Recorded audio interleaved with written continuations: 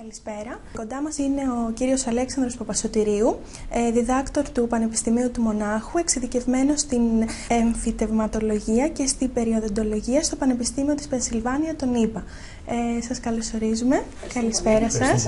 Χαιρόμαστε πολύ που είστε εδώ μαζί μας. Τι γίνεται σε μια περίπτωση που κάποιος χρειάζεται την εξειδίκευση του κυρίου Παπασωτηρίου? Θέλω να μου πείτε συνδυαστικά πώς αυτά μπορούν να λειτουργήσουν ώστε να έχουμε ένα αρτιότερο αποτέλεσμα. Όταν είναι πιο περίπλοκη η περίπτωση, τότε κανείς θα πρέπει να ανατρέξει και σε περισσότερα όπλα που έχει στη φαρέτρα του. Διότι συνήθως κατά κανόνα δεν μπορούμε να δώσουμε τη λύση με μόνο μία τεχνική.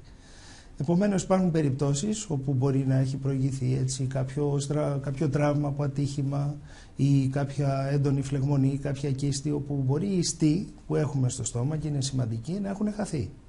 Εκεί λοιπόν υπάρχουν νέες τεχνικές που μπορούμε να αναπλάσουμε τους χαμένους ιστούς, που μπορούμε να αναγεννήσουμε το σχήμα της γνάθου και από εκεί και πέρα είτε με κάποια φυτεύματα είτε με γέφυρες, κάποια άλλη τεχνική, να αναπληρώσουμε τα δόντια που λείπουν και να αποκαταστήσουμε τη λειτουργία αλλά και την αισθητική του στόματος. Σας ευχαριστώ πάρα πολύ που ήσασταν σήμερα μαζί μας.